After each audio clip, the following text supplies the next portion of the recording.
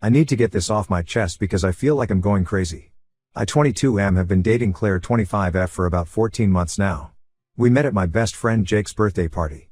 Jake 23M had invited a bunch of people from his workplace, and Claire was there with some of her friends.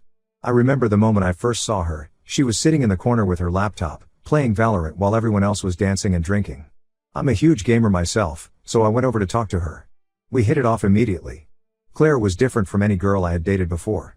She was outgoing, smart, and shared all my interests. We spent the entire party talking about games, our favorite streamers, and everything else under the sun. By the end of the night, we had exchanged numbers and added each other on all gaming platforms. The next few days were like a dream.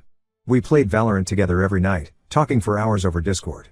Within 2 weeks, we were officially dating. The first few months were perfect. We would spend weekends at each other's places, having gaming marathons and ordering takeout. She introduced me to her friend circle, which was mostly guys. I noticed this but didn't think much of it at the time. She explained that being a female gamer, she naturally ended up having more male friends. It made sense, and I didn't want to be that insecure boyfriend who controls who his girlfriend can be friends with. Everything changed when she got a job offer from a tech company in another city, about 4 hours away. The salary was amazing, and it was a great opportunity for her career. We discussed it for weeks and finally decided to try long distance. I had a good job here, and we thought we could make it work with regular visits and our daily gaming sessions. The first red flag appeared about 2 weeks after she moved. She had told me she found a nice studio apartment and sent me pictures of it. One day, while watching her Instagram stories, I noticed something odd. In the background of one of her stories, I could hear male voices talking and laughing. When I asked her about it, she brushed it off saying some colleagues had come over to work on a project. But the voices kept appearing in her stories. Finally, through some social media digging, I discovered the truth. She was actually living with 2 guys from her college, Mark 26M and Dave 24M. When I confronted her, she got defensive. She said she didn't tell me because she knew I would overreact, and that living alone in a new city was expensive.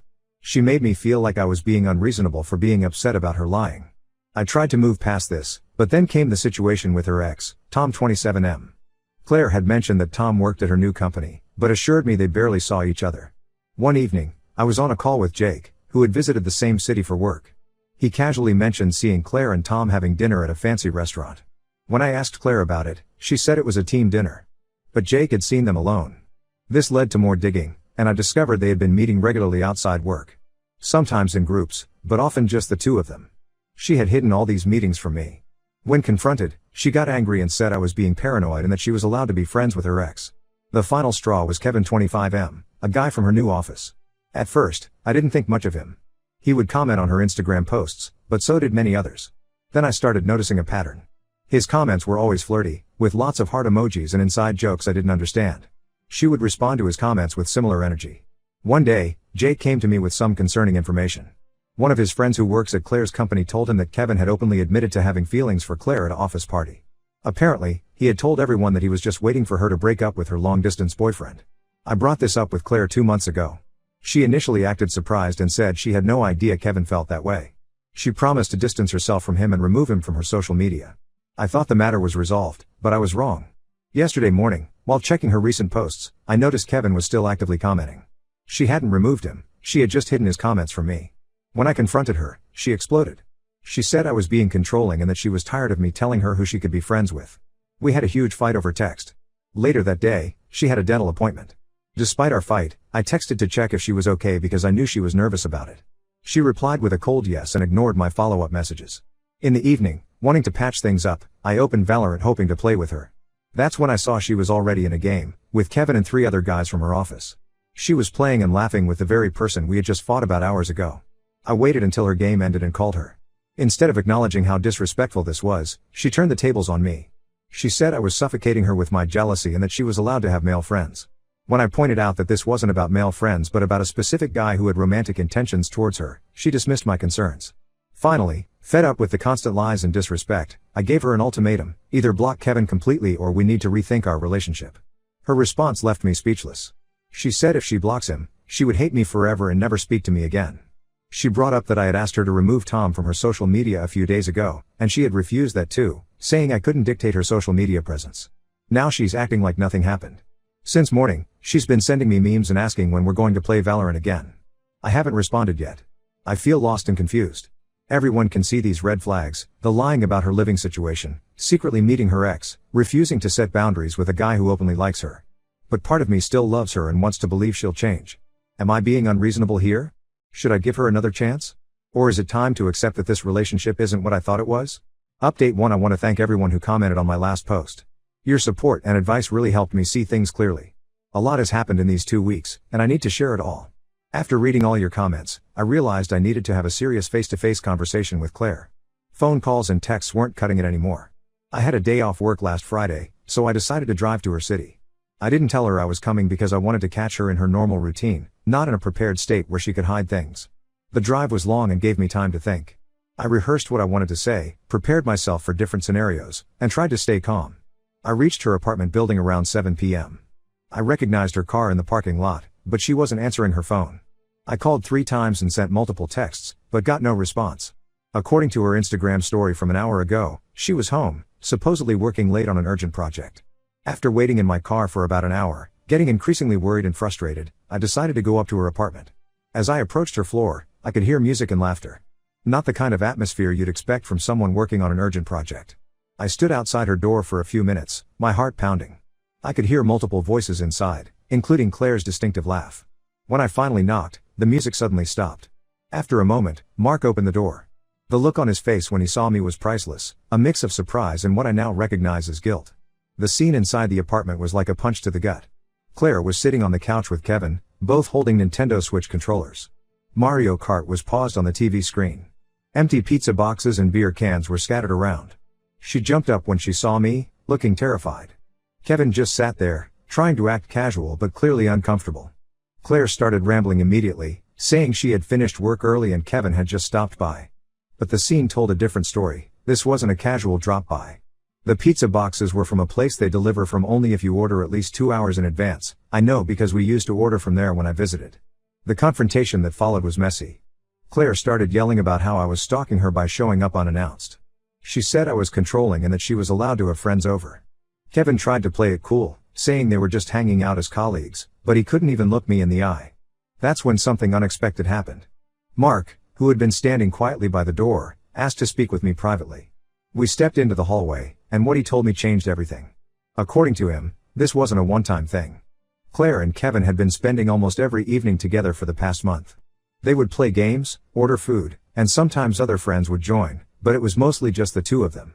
Mark seemed genuinely troubled as he spoke. He said he had overheard several conversations between Claire and Kevin late at night, talking about their feelings for each other. He had been feeling guilty about keeping this from me, especially since I had always been nice to him when I visited. Armed with this information, I went back inside. The atmosphere had changed. Claire must have sensed something was wrong from how long Mark and I had talked. When I confronted her with what Mark had told me, she broke down. Through tears, she admitted that she and Kevin had kissed at an office party 2 weeks ago. She claimed it was just once and that she was drunk, but then she said something that broke my heart. She was developing feelings for him. She tried to explain herself, saying she was confused and lonely, that the long distance was harder than she expected. She said she still loved me but didn't know what she wanted anymore. Kevin just sat there silently, looking at the floor. I couldn't stay there any longer. I walked out, ignoring Claire's calls for me to come back and talk. The drive home was a blur. I'm still not sure how I made it back safely. The past 2 weeks have been absolute hell. Claire has been calling and texting constantly.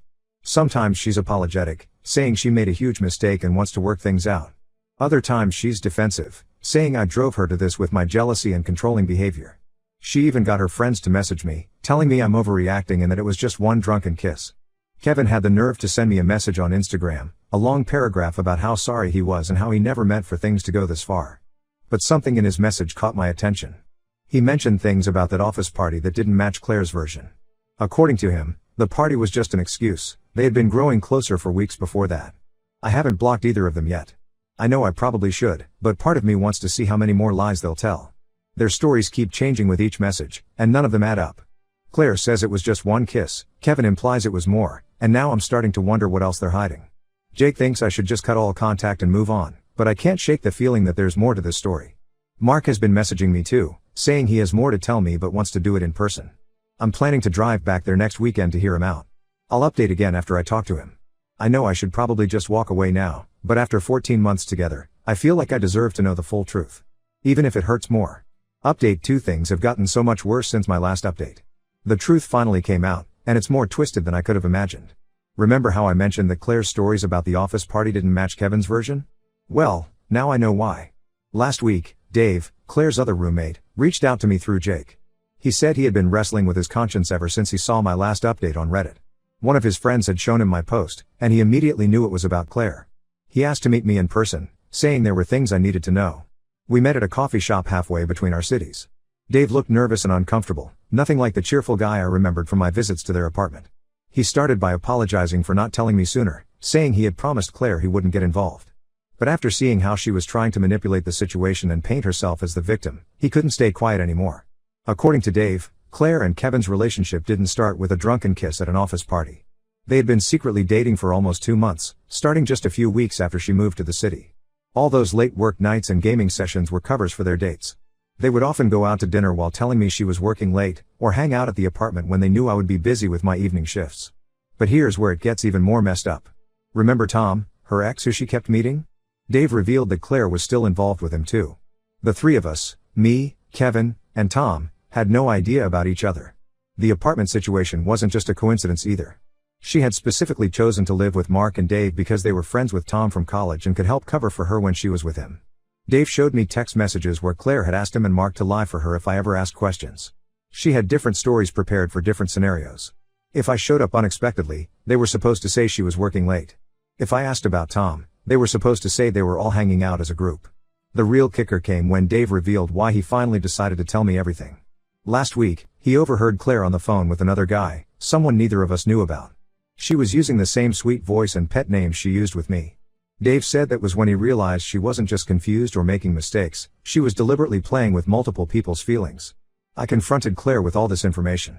I expected her to deny it or have more excuses ready, but surprisingly, she broke down and confirmed everything.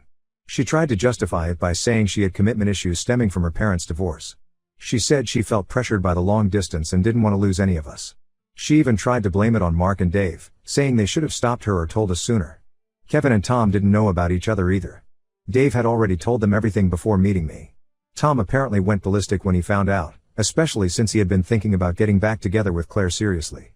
Kevin just disappeared, deleted all his social media and requested a transfer to a different office location. Claire's carefully constructed house of lies came crashing down in a single day. She lost her boyfriend, her ex, her affair partner, and her roommates all at once. Mark and Dave are moving out next week. They said they can't live with someone who manipulated everyone around her. The worst part? She still doesn't seem to understand what she did wrong. In her mind, she was just trying to make everyone happy. She sent me a long message saying that out of everyone, she loved me the most and that's why she kept me around the longest. As if that was supposed to make me feel better. I'm still processing everything. Jake has been amazing through all this, letting me crash at his place when I don't want to be alone. Our other friends have been supportive too, especially after hearing the full story. Some of them had suspected something was off about Claire's behavior but didn't want to get involved. I'm planning to schedule a therapy session next week. Not because I'm broken or can't handle this, but because I want to make sure I process this properly and don't carry trust issues into my future relationships. For now, I've blocked Claire on everything. I don't want to hear any more of her excuses or justifications. I'll update again if anything significant happens, but I think this chapter of my life is finally coming to a close. Update 3: It's been 3 months since everything blew up, and I finally feel ready to write this final update. A lot has changed, and I want to share how things turned out. After my last update, the situation with Claire got even messier before it finally ended. When both Tom and Kevin cut contact with her, she went into full panic mode. She showed up at my workplace one afternoon, crying and causing a scene. My coworkers had to call security to escort her out. She kept saying she had changed and that losing everyone had made her realize her mistakes. Mark and Dave followed through with their plan to move out. They found a new place within 2 weeks and left Claire with an apartment she couldn't afford on her own. That's when she really started spiraling. She made multiple social media accounts to try to contact me after I blocked her main ones. She even tried to join the Discord servers where I play Valorant, but thankfully the moderators banned her when I explained the situation. The real shock came when she showed up at Jake's apartment one night, completely drunk. She knew I had been staying there occasionally and thought she might find me. Jake recorded the whole interaction on his phone. She was rambling about how she had made mistakes but that I was partly to blame for being too controlling. She said if I had been more understanding about her male friends, she wouldn't have had to lie. Jake showed me the video the next day, and it just confirmed that I had made the right decision in cutting her off. Claire eventually had to move back to her parents' house because she couldn't keep up with the rent alone. She made this long, dramatic post on Facebook about how she had hit rock bottom and was working on herself. She talked about how she had lost the love of her life, me, because of her poor choices, and how she was going to therapy to deal with her commitment issues. The post got a lot of sympathy comments from people who didn't know the whole story, but those who knew the truth either unfollowed her or called her out. As for me, I'm doing much better now. I got a promotion at work that I had been working towards for months. The project I was leading was a success, and my boss specifically mentioned how impressed he was with my focus and dedication during what he knew was a difficult personal time. I've also started gaming with a new group. Jake introduced me to his cousins who are really into Valorant, and we've been playing together regularly. It's nice to be able to enjoy the game again without all the bad memories. I even ranked up to Diamond, something I had been stuck on for months. Mark and Dave still keep in touch.